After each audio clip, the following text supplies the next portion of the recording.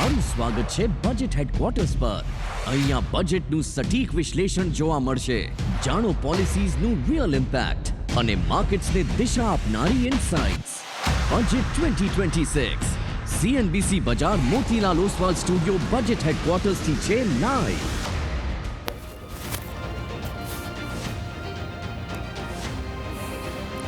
અને આપ જોઈ રહ્યા છો CNBC Bajar Motilal Oswal studio budget હેડક્વાર્ટર્સથી બજેટ વિશ્લેષણ. હું છું પ્રીતિ દલાલ. બજેટ 2026ની આજે જાહેરાત થઈ ચૂકી છે.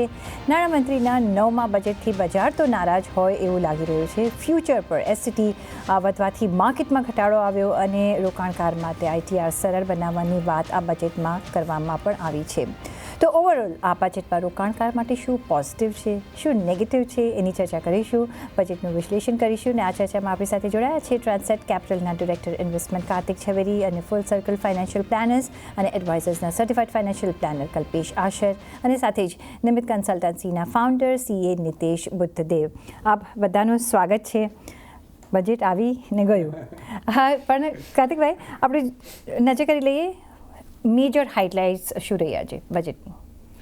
મને તો એવું લાગે છે કે કેટલી બધી વસ્તુઓ બોલવા જેવી હતી પણ જે કદાચ કીધું નહીં. પણ એનીવે મેજર હાઇલાઇટ્સમાં 2-3 વસ્તુ મને બહુ ગમી. TCS ઉપર થોડું ઘણું રેશનલાઇઝેશન થઈ ગયું. આપણે ઓલવેઝ કહેતા હતા કે TCS જેવું ટેક્સ લગાવવાની જરૂરત નથી, પણ ચાલો દેર આયે દુરુસ્ત આયે એટલીસ્ટ 2% કરી નાખ્યું છે. જે ઓલું ઇન્વેસ્ટમેન્ટ ઉપર 20% છે એ પણ આઈ હોપ કે ક્યારે ને ક્યારે કે આ તો સર્ક્યુલરના માધ્યમથી એમાં પણ 2% કરી લે, કારણ કે લોકોને બહુ તકલીફ થાય છે કે તમે 20% પૈસા એક્સ્ટ્રા લઈ લો. પણ સારું છે કે ટુઅર એટલે મોટા ભાગના લોકોને તો ફાયદો થયો છે, એ લોકોના પૈસા ઓછા જશે. That is I think one good thing. Buyback ઉપર એ લોકોએ જે કેપિટલ ગેઇનનું ટ્રીટમેન્ટ કર્યું છે ઇઝ વેરી ફેર, કારણ કે લાસ્ટ યર બહુ અનફેર થઈ ગયેલું. દાખલા તરીકે 100 રૂપિયાના મેં લીધા હોય ને આજે 400 રૂપિયામાં કંપની બાયબેક કરતી હોય આટલા વર્ષ પછી, તો એકચ્યુઅલી તમે કેપિટલ ગેઇન કર્યો છે. તો એ જ રીતે હવે ટ્રીટમેન્ટ કરે છે. અને પ્રમોટર જેને કારણે આ મિસયુઝ થતું હતું ને જેને કારણે આ સેક્શન આવેલું, તો એ લોકો એક્સ્ટ્રા ટેક્સ ભરશે, વિચ ઇઝ ઓલ્સો વેરી ફેર. એટલે આઈ થિંક આ બે મુખ્ય એવી વસ્તુ મને લાગે છે કે સારું થયું છે અને આપણે આને ગુડ સ્પિરિટમાં જ લઈએ. બાકી તો સોશિયલિસ્ટિક એજન્ડા છે ને ઘણી બધી બીજી વસ્તુઓ થઈ છે જે લોકો કન્ટિન્યુઅસલી એવરી યર કહે છે. પર્સનલ ઇમ્પોર્ટ કરવા માટે જે તમે એ છે ને એમાં મેં એક ટ્રેન્ડ જોયો. 2 વર્ષ પહેલાં 35%ની ડ્યુટી હતી કસ્ટમ્સ ડ્યુટી, જે લાસ્ટ યર 20% થઈને આ વર્ષે 10% થઈ ગઈ છે. એટલે દાખલા તરીકે આપણે ફરવા જઈએ, એક તો TCS ઓછું થઈ ગયું, ફોરેન ફરવા જાઓ, તમે ફરો અને પછી ત્યાંથી કંઈક શોપિંગ કરીને લાવો તો તમારી ડ્યુટી અત્યારે 10% છે. એટલે દેટ્સ અ ગુડ ન્યૂઝ તો એટલે એ ત્રીજી એક સારી વસ્તુ થઈ છે. ડોલર તો હમણાં આટલો મોંઘો છે યુરોપિયન કન્ટ્રીઝમાં, જે એટલે એ તો આપણે સરવાળે તો સરખું જ થઈ જશે. But having sad that, Kalpeshbhai, કઈ રીતના તમે જુઓ છો જે એક મેક્રો લેવલ્સ પર જોઈએ તો જે ફ્યુચરિસ્ટિક જે એમને રોડ મેપ બતાવ્યો છે, જે આપણે ઇકોનોમિક સર્વેમાં બી જોયું હતું, એ રોડ મેપ કેટલો અચીવેબલ લાગે છે? આઈ થિંક ફ્યુચરિસ્ટિકના હિસાબે જોવા જઈએ તો it is very good. But numbers R supporting. Numbers R supporting it. But હું એક ચીજ અહીંયા કહેવા માંગીશ કે આ બજેટને we should also C in the context કે છેલ્લા 1 વર્ષમાં વૈશ્વિક રીતે ગ્લોબલી શું સિચ્યુએશન રહી છે અને જે રીતે બધી દેશો પર જે એક બ્લેક ક્લાઉડ્સ હતા અને India also was under that. Considering that situation અને આપણે જે મેં આપણે પ્રી બજેટ શોમાં પણ વાત કરેલી કે કન્વર્ટિંગ થ્રેટ્સ ઇન્ટુ ઓપોર્ચ્યુનિટીઝ, એ બધી ચીજોનું આઈ થિંક આમાં ધ્યાન રાખવામાં આવ્યું છે કે કેવી રીતે આપણે દેશને સેલ્ફ સફિશિયન્ટ કરી શકીએ, કયા સેક્ટર્સમાંથી આપણે મેન્યુફેક્ચરિંગ છે કે ડિફેન્સ છે કે ટુરિઝમ છે કે હેલ્થ છે કે એ લોકોએ મેડિકલ ટુરિઝમ પ્રમોટ કર્યું છે. Lots of job opportunities create થઈ છે. અને કન્સિડરિંગ કે ફિસ્કલ અને કેપેક્સ મોરલેસ ટાર્ગેટ્સ મિસ નથી થયા. તો considering that situation I think growth oriented future માટે this is a very good budget for the future. અને તમે એકદમ જો ડિટેલિંગમાં જુઓ ને પ્રીતિબેન, તો એ લોકોએ હરેક ચીજનું ધ્યાન રાખ્યું છે કે which will give exponential job opportunities and growth in time to come. એની ચીજો હમણાં નહીં દેખાય આપણને. અને બહુ જ બારીકીથી એક ચીજ મને બહુ અગત્યની લાગી, બટ છે નાની, કે એ લોકો ટુરિઝમ પ્રમોટ કરવા માટે IIMના સપોર્ટથી ગાઈડ્સને એ લોકો હવે ટ્રેનિંગ આપશે 10,000. That speaks a lot about the minute thinking which this government has. એનું હમણાં આપણને ગ્રાઉન્ડ લેવલ પર કાંઈ નહીં દેખાય. So that is very good from the question which you ask કે ફ્યુચર ગ્રોથ માટે this is a good platform amidst this જે હમણાં ક્રાઇસિસ ચાલી રહી છે દુનિયામાં. It is very good.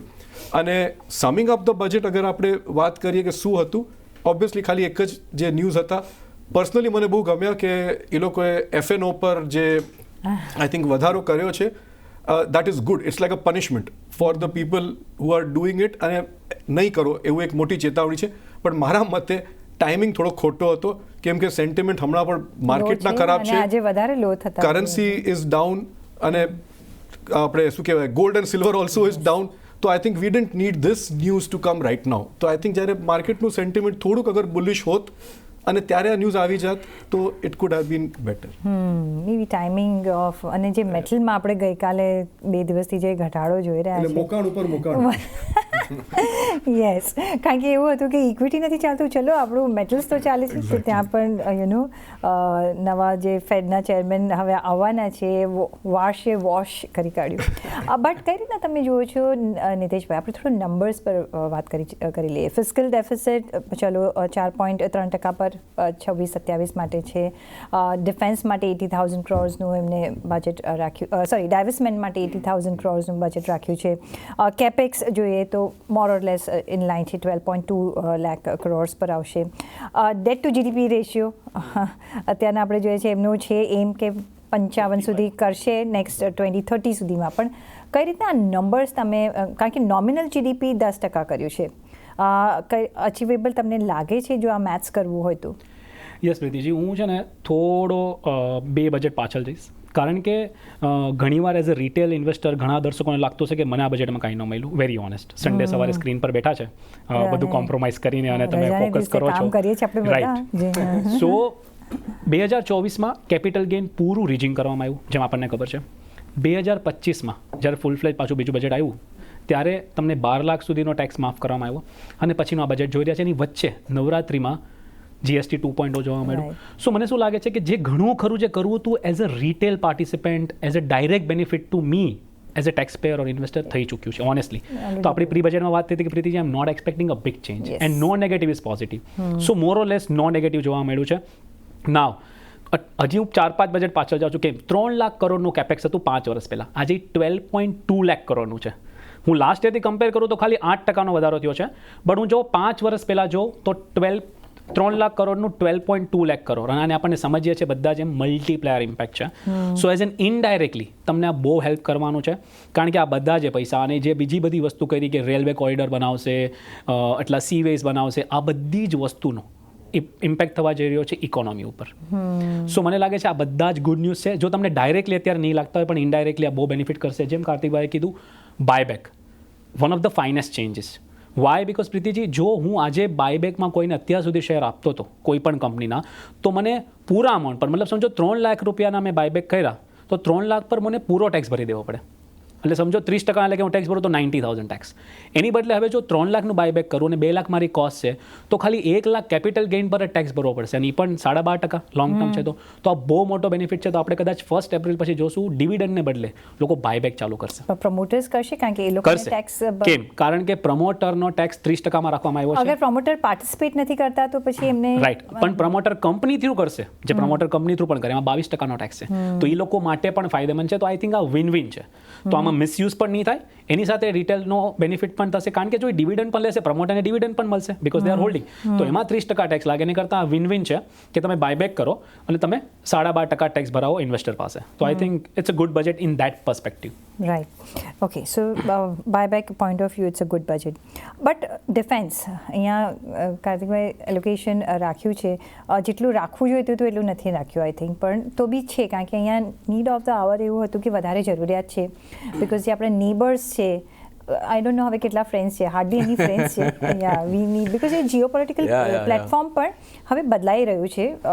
આપણે સરાઉન્ડિંગ જ જો આપણે જોઈએ, પાકિસ્તાન ઓફકોર્સ, ચાઇના ઓફકોર્સ, એ તો નહોતું જ આપણે કાઉન્ટ કરતા, શ્રીલંકા જુઓ કે મોલદીવ્સ જુઓ કે એક મે બી અફઘાનિસ્તાન, પણ એને કદાચ આપણે હેલ્પ કરવી પડે એવું થઈ જાય છે. કઈ રીતના તમે જુઓ છો ડિફેન્સ એઝ અ સેક્ટર માં? જો તમારે હવે કામ કરવું હશે તો તમે કરશો કે નહીં? બિકોઝ ત્યાં આપણે સારું એવું ઇન્વેસ્ટમેન્ટ આવતા જોયું હતું, એલોકેશન આવતા જોયું હતું, પણ હવે હેન્સ ફોરવર્ડ કઈ રીતના જોવાનું? અત્યારે એકચ્યુઅલી ડિફેન્સ માટે છે ને જે આપણું દ્રષ્ટિકોણ હોવું જોઈએ ને બહુ પહોળું હોવું જોઈએ. કારણ કે ડિફેન્સ એક એવી વસ્તુ નથી કે એક વર્ષે કર્યું અને પતી ગયું, કે યુ નો કે દાખલા તરીકે ગાડી ઉપર થોડી આપણે ડ્યુટી ઓછી કરી નાખીને ગાડી સસ્તી કરી કે બાઇક સસ્તું થઈ ગયું અને પતી ગયું. ટ્રાન્ઝેક્શન નથી, આ મલ્ટી યર છે. સો 6 લાખ કરોડનું ઇન્વેસ્ટમેન્ટ થશે એમાં. 6 લાખ કરોડ એટલે કેટલા થઈ ગયા? ઓલમોસ્ટ જે પર્સનલ ઇન્કમ ટેક્સના જે લગભગ 9 લાખ કરોડ આવે છે એમાંથી ઓલમોસ્ટ આમ જોવા જાઓ તો 2/3 એટલે 70% જેટલું આપણે તમે હું બધા મળીને જે આપણે પર્સનલ ઇન્કમ ટેક્સ ભરીએ છીએ એનો એક મોટો ભાગ જાય છે ડિફેન્સને ફંડ કરવા માટે. સો દેટ ઇઝ વન થિંગ. અચ્છા, ડિફેન્સમાં છે ને ગવર્મેન્ટ એની રીતે થોડું કરે છે, પણ આમાં છે ને કોઈક વાર એવું પણ લાગે મને કે બહુ બધું બોલી ના શકે, બહુ એકદમ ખુલાસાથી બોલી ના શકે, કારણ કે ઇટ્સ અ સ્ટ્રેટેજિક થિંગ. આજે બહુ સાયલેન્ટલી એરક્રાફ્ટના જેટલા પણ પાર્ટ્સ છે ડિફેન્સમાં યુઝ થાય છે એની પર બેસિક કસ્ટમ ડ્યુટી 0 કરી નાખી છે. ઓકે, એટલે એવી બધી નાની, આ કેવું થયું છે કે આમ આખું આપણી પાસે ગુણી પડી છે ને એમાંથી આપણે હીરા ઉપાડવાના છે, એટલે એવી વસ્તુ થઈ ગઈ છે આ વખતનું બજેટ. એટલે છે આવે કોઈક વસ્તુ આવી સારી. ઓકે, એની સાથે ડિફેન્સમાં ઇન્વેસ્ટમેન્ટ કરવું તો જરૂરી છે જ, કારણ કે આગલા 5, 6 વર્ષ, 7 વર્ષ સુધી જ્યાં સુધી આ એક અસમંજસની સ્થિતિ છે જીઓ પોલિટિક્સમાં, તો ઇન્ડિયાએ પણ પોતાની જાતને સક્ષમ તો કરવું જ પડશે. એટલે આપણે કેટલી હદ સુધી આપણે આપણું મેક ઇન ઇન્ડિયાને પણ પ્રમોટ કરીએ છીએ, કેટલી હદ સુધી આપણે ઇમ્પોર્ટ પણ કરશું. એટલે વી નીડ ટુ બીકમ આત્મનિર્ભર, એ પણ જરૂરી છે. એની સાથે જ આપણી પાસે ઓર્ડર્સ પણ છે આપણી કંપનીઝને બીજા લોકો માટે, right from submarines to helicopters to ships, એ બનાવવાના. એટલે મારા ખ્યાલથી ડિફેન્સ ક્યાંય જતું નથી રહેવાનું. ડિફેન્સમાં એલોકેશન થતું જ રહેશે, અને એવા વચ્ચે પીરિયડ્સ આવશે કે તમને ડિફેન્સમાં 10-20%, 30% વધારો જોઈ લેશો, અને પછી થોડા વખત માટે પાછું મધ્યમ થઈ જશે, પછી થોડું વધારે ઓર્ડર આવશે એટલે પાછું ન્યૂઝમાં આવશે. પણ આ એક એવી વસ્તુ છે કે ઓલું છે ને, ઓલી તપેલી ગેસ ઉપર છે ને, કન્ટિન્યુઅસલી આપણે ગેસ ચાલુ કરશું એટલે થોડુંક એમાં ઉભાડ આવશે, પછી ઓછો થઈ જશે. પણ defence is going to continue for the next 5 years, 6 years I think. તમે કિચનમાં જાઓ છો પણ કલ્પેશભાઈ, જે અમુક સેક્ટર્સ આપણે વાત કરીએ, જેવી રીતના જે રોડમેપ આપ્યો છે ને, એમાં આપણે જો જોઈએ તો ડેટા સેન્ટર્સ સાથે આપણે એનર્જી, પાવર લઈ લઈએ, અહીંયા ધ નીડ ઓફ ધ આવર છે, તમારે ઇન્વેસ્ટમેન્ટ કરવું જ પડશે. એમાં પણ આપણે જોઈએ તો ટેક્સ હોલિડે આપ્યું છે, લાંબા સમય સુધી આપ્યું છે કે આવો કરો, અહીંયા તમે ઇકોસિસ્ટમ બનાવો. કઈ રીતના તમે જુઓ છો? I think again very progressive, અને ઇનફેક્ટ 2047 જે વિકસિત ભારતનું જે ટાર્ગેટની જે વાત કરી છે, એ લોકોએ ટેક્સ હોલિડે ત્યાં સુધી સ્ટ્રેચ કર્યા છે આગલા 22 વર્ષ માટે, from where we are today.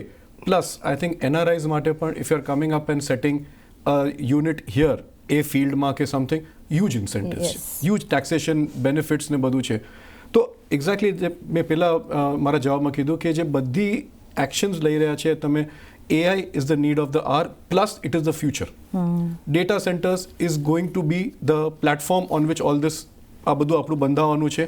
અને પ્લસ આપણી ઇન્ડિયન કંપનીઝ પોતે, તમે જો આજે એક સેફ હેવન તરીકે અગર જુઓ તો આ બધી ચીજોને એક સપોર્ટ કરશે ઇન્ડિયન IT કંપનીઝ. સો એને પણ કેવી રીતે સક્ષમ કરવી, એને પણ અગેન વિચ હેઝ બીન, આપણે કહીએ ને કે ડોર્મન્ટ થઈ ચૂકી છે છેલ્લા 3-4 વર્ષમાં four various reasons, I think એને પણ એક બૂસ્ટ મળશે. સો ઓલ ધ શું કહેવાય, એક એન્જિન કે એક પ્લેટફોર્મ બનાવી રહ્યા છે, ઇઝ કીપિંગ એક નજર ફ્યુચર પર. અને that is why I said કે આ બજેટ એકચ્યુઅલી ભલે લાગે છે કે it is a no news budget, but probably આપણે જો નિર્મલા સીતારમણના શૂઝમાં સ્ટેપ ઇન કરીએ, આઈ થિંક એક બહુ ચેલેન્જિંગ બજેટ છે. અને ઘણી વખત જેમ કાર્તિકે કીધું કે many things can not be disclosed હમણાં, બટ હમણાં જે ચીજ આઈ થિંક બોલવાની હતી જરૂરી, again I will go back to the budget speech, કે આખા બજેટમાં ડિફેન્સ વર્ડ એમણે બોલ્યા જ નથી, અને ધેટ કેમ આફ્ટર ધ બજેટ. અને આ બધી ચીજો શું છે કે જેમ તમે હમણાં ડિસ્કસ કર્યું કે બહુ જ અગત્યની હોય છે ઇકોનોમી માટે, ખાસ કરીને આવા પ્યારા નેબર્સ હોય જ્યારે આપણા, તો defence has to be the foremost. તો ડિફેન્સ છે કે IT છે, ટેકનોલોજી છે, અને plus keeping manufacturing in mind, I think this is a well rounded budget. Yes મારે છે ને એક નાનકડું પોઈન્ટ કેવું હતું કલ્પેશની વાત ઉપર, જે ડેટા સેન્ટરનું જે આ કાર્યક્રમ છે ને આખું, હજારો એકરની જમીન જોઈએ છે અને ત્યાં એ લોકો આ ડેટા સેન્ટર લગાડશે. એટલે ઇનડાયરેક્ટલી જુઓ ને તો તમે ફોરેન કંપનીઝને કીધું છે કે આવો અમારા દેશમાં અમારા કોઈક લોકલ કંપની સાથે પાર્ટનરશિપ કરો ને ડેટા સેન્ટર લગાડો. That is point number 1. અને point number 2, very quickly, data centre ચલાવવા માટે તમને અનઇન્ટરપ્ટેડ પાવર સપ્લાય જોઈએ છે. પાવર સપ્લાય, વોટર, કુલિંગ, આ બધું જ છે. અહીંયા તો પાણીની અછત છે એટલે આપણે. કેટલી બધી બીજી ઇન્ડસ્ટ્રીઝ આપણી બેનિફિટ થશે, કારણ કે અહીંયા આવશે આપણે વચ્ચે છે પૃથ્વીના, એટલે આપણે સોલર ને એ બધું પાવર મળતું રહેશે. એટલે દેર is a lot of things behind this data centre કે જે આપણે ફાયદો પણ એ કરશે. પાવર અને વોટર માટે પણ આપણે એક ઇકોસિસ્ટમ સાયમલ્ટેનિયસલી સેટઅપ કરવી પડશે. એટલે કેટલું બધું આપણે ઓપોર્ચ્યુનિટી કેટલી બધી થઈ લોંગ ગઈ. Term project yes Yes. Yes અને મેની એન્સિલરી ઇન્ડસ્ટ્રીઝ એની સાથે જોડાઈ રહેશે. Yes Yes. એબ્સોલ્યુટલી.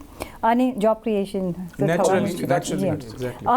નીતિશ, બીજું ટેક્સ પોઈન્ટ ઓફ વ્યૂ અહીંયા શું પોઝિટિવ્સ અને નેગેટિવ્સ આવ્યા છે ઓવરઓલ? આપણે પોઝિટિવની બહુ બધી વાત કરી રહ્યા છે. એક બહુ મોટો નેગેટિવ પોઈન્ટ છે. કાર્તિકે કીધું કે હીરા ગોતવા પડશે. એમાં હીરા ગોતવામાં થોડો એક કાંટા વાગી ગયા, કારણ કે પથરો. જ્યારે તમે ફાઇન પ્રિન્ટ વાંચી, તેનું ફાઇન પ્રિન્ટ વાંચતો તો મેં જોયું સોવરેન ગોલ્ડ બોન્ડ. પ્રીતિજી, બહુ મોટું સ્ટેપ છે. લોકોને કદાચ હજી સમજાણું નથી બરાબરથી, તો હું એક્સપ્લેન કરવા માંગુ છું. સમજો મેં 2020-21 મારી ખુદની વાત કરું, મેં સોવરેન ગોલ્ડ બોન્ડ લીધા સેકન્ડરી માર્કેટમાં, ડીમેટમાં ગયો અને મેં ગોલ્ડ બોન્ડ લીધા, કારણ કે જ્યારે ઓરિજિનલ ઇશ્યુ આવ્યો હતો ગવર્મેન્ટનો, ત્યારે મને ગોલ્ડ બોન્ડ નહોતા લેવા. કારણ કે ગોલ્ડ બોન્ડનો એસજીબીનો રૂલ શું છે કે તમે જ્યારે ફાઇનલી રિડીમ કરો, જો તમે કોઈ ગવર્મેન્ટ પાસે રિડીમ કરો તો તમને કોઈ ટેક્સ નહીં લાગે. હવે તમે પ્રાઇમરી હોલ્ડર છો કે હું સેકન્ડરી હોલ્ડર છું, ડઝન્ટ મેટર.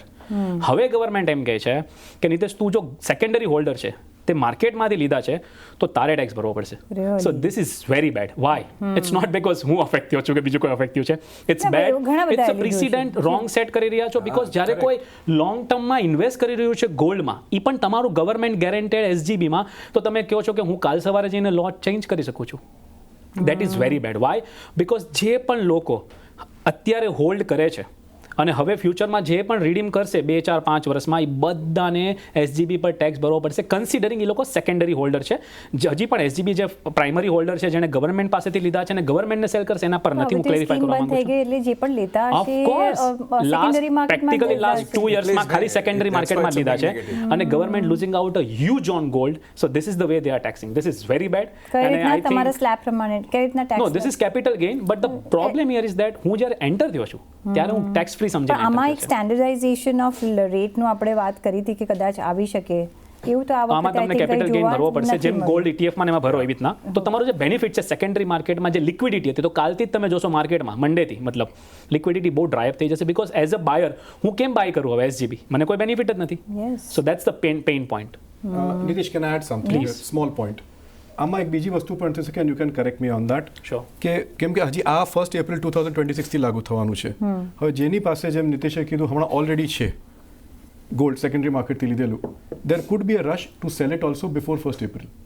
સો એ લોકોને ફાયદો નહીં થાય, કારણ કે તમે જો લોકલ માર્કેટમાં જશો તો ટેક્સ હતો જ તે. જો હું તમને સેલ કરું છું તો એ ટેક્સ છે જ તે. હવે જે 31 માર્ચ પહેલાં સમજો કોઈ રિડમ્શન આવવાનું છે ગવર્મેન્ટ થ્રુ, તો મને ટેક્સ નહીં લાગે. બટ 31 માર્ચ પહેલાં પણ જો હું કોઈને સેકન્ડરી માર્કેટ વેચું, ત્યાં તો ટેક્સ કલ્પેશભાઈ રહેશે જ તે હજી.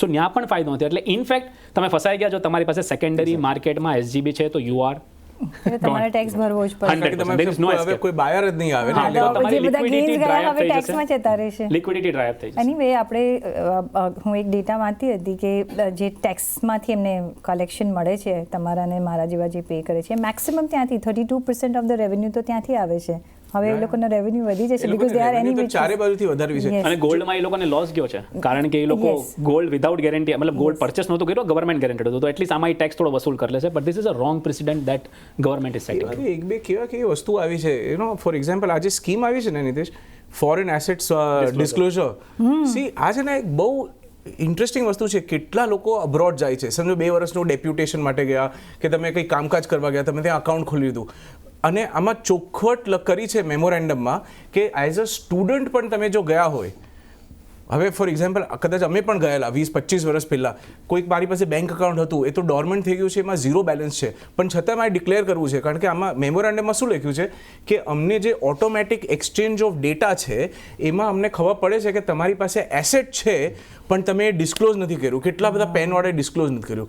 એટલે બોલો આ તમારે બધી જૂની વસ્તુઓ કાઢવી પડશે જે અકાઉન્ટ તમે ભૂલી ગયા છો કે 30 વર્ષ પહેલા મારી પાસે તમારે અહીંયા papers અમેરિકામાં આપવા પડશે કે ભાઈ અકાઉન્ટ dormant છે, આમાં કંઈ છે નહીં. 1 લાખ તમારે પેનલ્ટી પણ અને આપવી 1 પડશે કારણ કે તમે ભૂલી ગયા છો.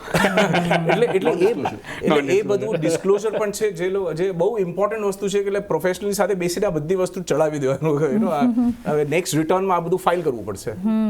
સાથે નીતિશભાઈ, આઈટીઆર ડેડલાઇનમાં એક એક્સટેન્શન જોવા મળ્યું છે અમુકમાં ડેટ્સનું કે બાય ફ્યુ મંથ્સ આપણને જોવા મળ્યું છે. એ એક પ્રોસિજરલ આપણે કહીએ કે અને પછી કહ્યું છે કે નોમિનલ ફીસ તમને લાગશે કે નોમિનલ તમારે પેનલ્ટી ભરવી પડશે. કયા બીજા મેન્શન કરવા જેવા છે કે જે તમને ને મને લાગુ પડશે, ટેક્સ કે રિબેટ કે વોટ એવર? રાઈટ. સો આ વર્ષથી જે ટેક્સ ફાઇલ કરવા જશે, સો 31 જુલાઈના ITR 1 અને ITR 2 ફાઇલ થશે, મતલબ સેલરીડ અને કેપિટલ ગેઇન. જે ITR 3 વાળા છે, બિઝનેસ પ્રોફેશન એ બધા છે, એ લોકોની જુલાઈવાળી ડેડલાઇન એક્સટેન્ડ કરીને ઓગસ્ટ કરી નાખી છે. અને એ પછી બીજી જે એક ડેડલાઇન છે સપ્ટેમ્બર, એ વહી ગઈ છે, હવે એની બદલે ઓક્ટોબર કરવાની છે, અને નવેમ્બર છે એ ઓલા માટે છે. તો CA હવે 5-6 મહિના બિઝી રહેશે. કદાચ હવે એવું લાગે છે કલ્પેશભાઈ કે હવે ગવર્મેન્ટની જે CBDTની વેબસાઇટ છે હેંગ નહીં થાય, કારણ કે થોડું એના પર ઓને લાઇટરનો પ્રેશર ઓછું આવશે. હા, એક મહિના તમે બિઝી થઈ જશો, તમે સ્ટુડિયોમાં ઓછું દેખાશો. સો CA ને થોડું બિઝીનેસ થશે અને ગવર્મેન્ટની વેબસાઇટ થોડી ઓછી બિઝી થશે. Yes, of course. End of course જે બિલેટેડ મતલબ જે તમે રિવાઇઝ કરી શકો રિટર્નની ડેડલાઇન 31 માર્ચ કરવામાં આવી છે, જે નોર્મલી તમને શું થાય જુલાઈથી ડિસેમ્બરનો ટાઈમ મળતો, બટ હવે ઓલરેડી રિટર્નની ડેટ ચેન્જ કરી છે ને, એના જ સંદર્ભમાં એ લોકોએ શું કર્યું કે હવે ડિસેમ્બરની જગ્યા પર તમે 31 માર્ચ સુધી કરી શકો, પણ એક પેનલ્ટી આપીને કરવું પડશે. એ પેનલ્ટી હજી કીધી નથી, બટ હા, it's better to file on time. Yes. સાથે ફાર્મા એઝ અ સેક્ટરને આપણે જો જોઈએ કાર્તિકભાઈ, અહીંયા સારું એવું હોય કારણ કે અહીંયા ટુરિઝમ, હેલ્થ ટુરિઝમ બનાવવાની આપણે ઓલરેડી એક પ્રોસેસ જોઈ રહ્યા છે. અહીંયા અમુક દવાઓ પર એક્સાઇઝ નથી, એના જે કોઈ બીમાર હોય ને એના ફૂડ પર જે કંઈક સ્પેશિયલ ફૂડ ખાવાનું એના પર ઘણા બધી છૂટ આપવામાં આવી છે. ફાર્મા એઝ અ સેક્ટર હવે આપણે કઈ રીતના જોઈશું, કારણ કે અહીંયા આ એક હેલ્થ સેક્ટર પાસે આપણે જો જોઈએ, કારણ કે આપણે ઓલવેઝ માંગ કરતા હતા, તો કંઈક તો કહીને હવે થોડું થોડું આવી રહ્યું છે. કઈ રીતના તમે જોઈ રહ્યા છો? સો આમે સૌથી સાચી વસ્તુ કહું, મેડમની જ્યારે સ્પીચ ચાલુ થઈ ને અને જ્યારે એમને કીધું કે હિન્દુસ્તાનને આપણે બાયો ફાર્માનું ગ્લોબલ મેન્યુફેક્ચરિંગ હબ બનાવવું છે, મેં કીધું આજે તો મજા આવશે. એટલી બધી આવી એવી નવી મોટી અનાઉન્સમેન્ટ્સ આવશે તો બહુ સરસ રીતે. ચાઇના +1 ને પણ એક રીતે સપોર્ટ કરી રહ્યું છે. મે બી આ ટેરિફ એંગલથી પણ આપણે જે જોઈ રહ્યા છે કે યુરોપિયન યુનિયન સાથે થયું હોય કે ફ્યુચરમાં US સાથે. અધરવાઇઝ પણ India is the pharmaceutical factory of the world. તો આપણે સક્ષમ છે કે આપણે ફાર્માસ્યુટિકલ્સમાં અને બાયોટેકનોલોજીમાં આપણે ઘણા બધા પગલાં આગળ વધી શકીએ. So that was a very good thing. અચ્છા, એની સાથે મેડિકલ ટુરિઝમ એ લોકો પ્રાઇવેટ પાર્ટનરશિપ સાથે કરશે કે તમે આવો ઇન્ડિયામાં મેડિકલ તમે તમારો ચેકઅપ ને બધું કરાવો, પણ એની સાથે તમે પ્રાઇવેટ પાર્ટિસિપેટ, કારણ કે ગવર્મેન્ટ પોતે કેટલું કરી શકે. અને મને એવું લાગતું હતું કે જો ગવર્મેન્ટ કરવા જશે તો કેટલા વર્ષો લાગશે, પણ જો પ્રાઇવેટને ઇન્વોલ્વ કરશે, પ્રાઇવેટ સેક્ટરને, તો તમે જોશો કે આપણી જેટલી પણ પ્રાઇવેટ કંપનીઝ છે, હોસ્પિટલ્સ છે, જે બધા બહુ પ્રોગ્રેસિવ છે, એમાં તમે વધારે ચેન્જ જોશો, સુપર સ્પેશિયાલિટી જોશો કે come instead of staying at a 5-star hotel, હોસ્પિટલમાં જ રહી જાઓ અઠવાડિયું 10 દિવસ અને બધું તમે ચેકઅપ કરાવી લો, ખાતે ટ્રીટમેન્ટ કરાવો. And people do that. પછી અલાઇડ હેલ્થ પ્રોફેશનલ્સ નવી ઇન્સ્ટિટ્યૂટ કરશે, સેન્ટર્સ બનાવશે. સો see that allied health professionals એટલે જોબ ક્રિએશન, એ થોડું લોંગ ટર્મ પ્રોસિજર થઈ ગયો, પણ ફાર્મામાં એકદમ ઇમિડિયેટલી શોર્ટ ટર્મ પણ બેનિફિટ છે, મીડિયમ ટર્મ બેનિફિટ પણ છે અને લોંગ ટર્મ બેનિફિટ પણ કર્યો છે. એટલે આઈ થિંક ફાર્મા ઇન્ડસ્ટ્રીને જે આપણું સ્ટ્રેન્થ છે ઇન્ડિયાનું, એને આઈ થિંક એ લોકો કેપિટલાઇઝ કરવાનો ટ્રાય કરે છે. તો I think it's a very good initiative in pharmaceuticals. આમાં એક ચીજ એડ કરવા માંગીશ અગેન ફોર ધેટ પોઈન્ટ જે મેં વાત કરી, આઈ ફોર ડિટેલ, જેમ એ રીતે આપણે ગાઈડ્સની વાત કરી પહેલા, ફાર્મા સેક્ટરમાં એ લોકોએ કીધું છે એક સ્પેશિયલાઇઝ્ડ કોર્સ એ લોકો કેરટેકર્સ ફોર જેરિયાટ્રિક્સ કરશે. એટલે જ આપણા જે એજેડ માણસો ઘરે આપણા હોય એની જે કેરટેકિંગની એક સ્પેશિયલાઇઝ્ડ જે પદ્ધતિ હોય એના માટે course. I think that is brilliant job opportunity અને required out of the need છે. Absolutely. I think ayurvedic promote કરવા જઈ રહ્યા છે આફ્ટર યોગા. સો બહુ ફાઇનલ ડિટેલ છે અને આઈ એમ રિયલી હેપી જે પાર્ટ એમાં આપણે જે બધું સાંભળ્યું તો વિઝન બહુ સારું છે. 5 નવી સેન્ટર્સ કે કોલેજીસ પણ ખોલવાના છે. પણ બીજો જે કહી રહ્યા છે ટુરિઝમ, કે ફરો તમે મજા કરો, અહીંયા ટુરિઝમને પણ એક સારું એવું, પછી ટેમ્પલ ટુરિઝમ હોય કે અધરવાઇઝ હોય, ટુરિઝમ અને ડિસ્ક્રિશનરી સ્પેન્ડિંગ, આપણે કન્ઝમ્પશનની જ્યારે વાત કરી રહ્યા છીએ, કઈ રીતના સપોર્ટ થઈ શકે છે? તો આઈ થિંક એ જે 3 ઇન્સ્ટન્સીસ નિતેશે પહેલાં કીધા કે લોકોના હાથમાં વધારે આવક કેવી રીતે આવે, that's point number 1 which will boost consumption, which will boost tourism. Second, I think again આ એક મોટું પિક્ચરનું એક પાર્ટ છે કે આપણે વધારે જે આપણા ફોરેન એક્સચેન્જ ને બધા લોકો બહારગામ જતા હતા અને આપણું ફોરેન એક્સચેન્જ બહાર જતું હતું, how to promote local tourism and two invite foreign exchange as well. So for that હજી પણ આઈ થિંક જે ઇન્ડિયાનું વાસ્ટ કલ્ચર છે, આઈ થિંક પીએમ મોદી આજે બોલ્યા સ્પીચમાં, ઇટ્સ અંડર પેનિટ્રેટેડ.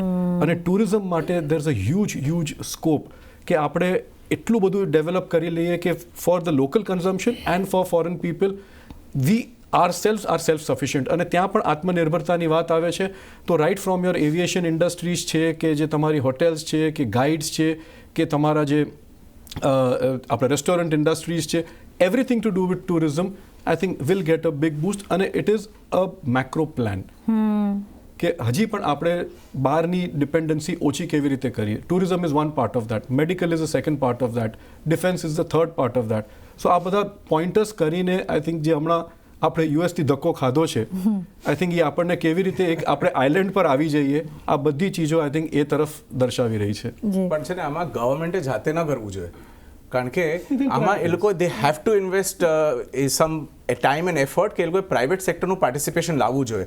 હું તમને દાખલા તરીકે કહું, ભુજમાં એક મેમોરિયલ છે, વંદે માતરમ મેમોરિયલ. એક વસ્તુમાં એમને કહ્યું છે કે private sector that is four medical tourism, four medical tourism. પણ આમાં કોઈ સ્પષ્ટતા નથી. That's why I am saying કે આ એક ઉદાહરણ છે. ભુજમાં વંદે માતરમ મેમોરિયલ એટલું ફેન્ટાસ્ટિક એક વસ્તુ બનાવી છે, અને it's a private investment, right? અને ત્યાં હજારો લોકો જાય છે, અને there government has no interference in that.